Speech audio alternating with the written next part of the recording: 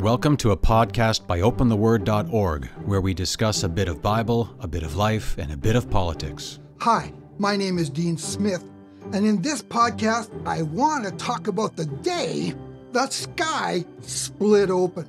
A while back, I wrote an article on opentheword.org about an asteroid named 2018 AH that would be passing by Earth on December 27th, 2021. There was never anything to worry about since it would be about 4.5 million kilometers out when it hurtled by.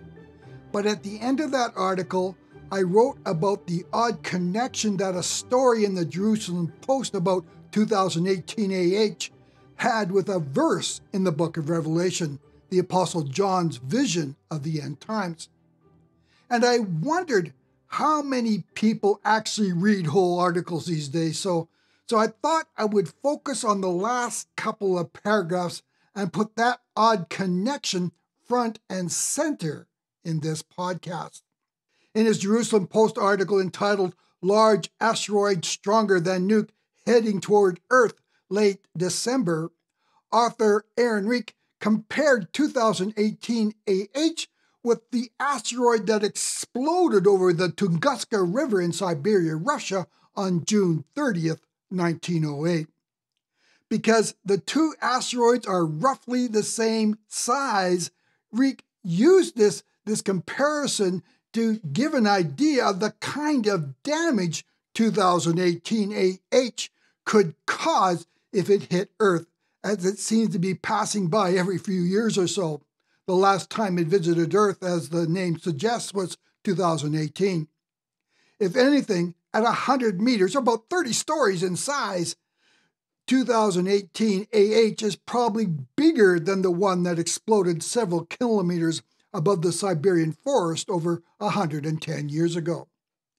The asteroid flattened about 80 million trees in an area roughly the size of the landmass of New York City, and it's estimated that the winds reached speeds of 97,000 kilometers an hour, and people as far away as Washington, D.C. felt the airways and tremors from the blast.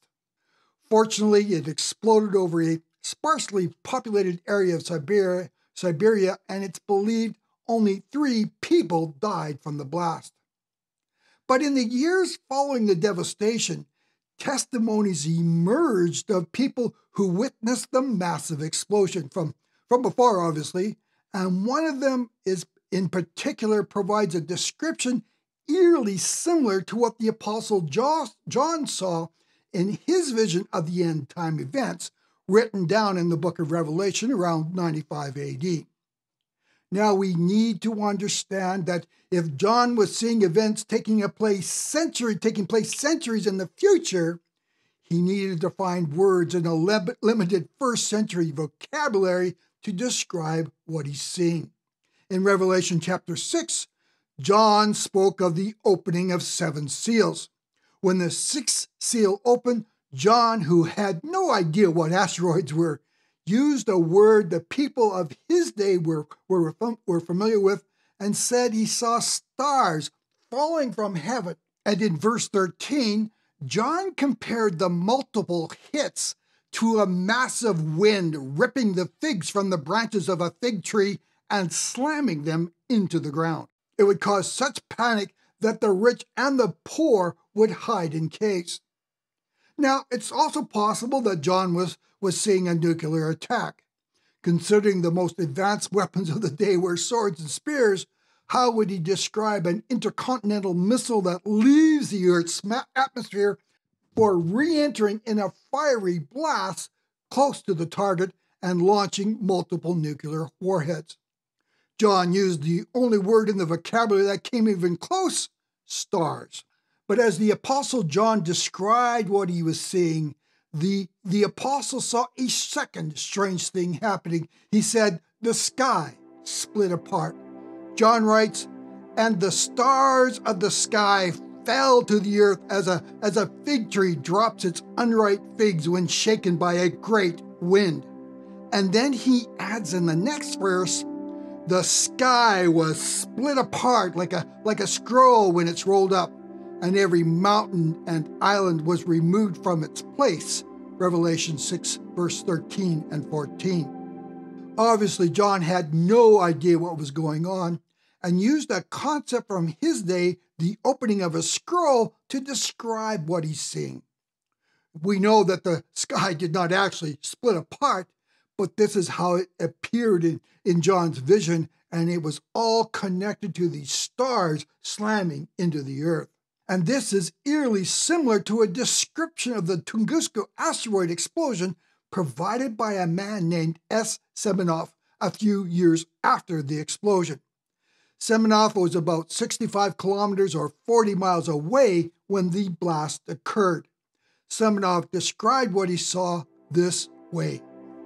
I suddenly saw that directly to the north, over Unkul's Tunguska Road, the sky split in two and fire appeared high and wide over the forest. The split in the sky grew larger and the entire northern side was covered with fire. At that moment, I became so hot that I couldn't bear it, as if my shirt was on fire. From the northern side where the fire was came strong heat.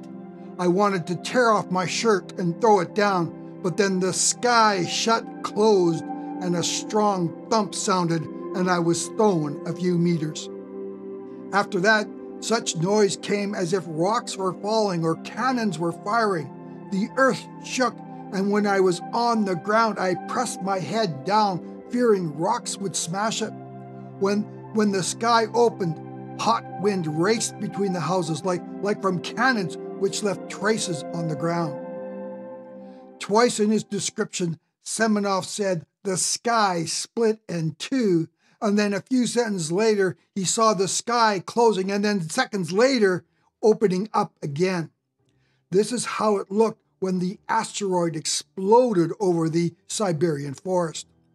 And coincidentally, this is exactly the same description that the Apostle John gave when he saw the stars of heaven slamming into the earth and he saw the sky splitting apart.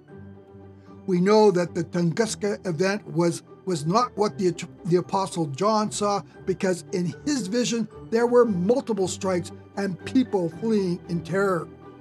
But the similarities reveal that Semenoff and the Apostle John witnessed similar atmospheric events, validating John's description of asteroid hits in the end times. Thank you for listening to this podcast, and we'll catch you again.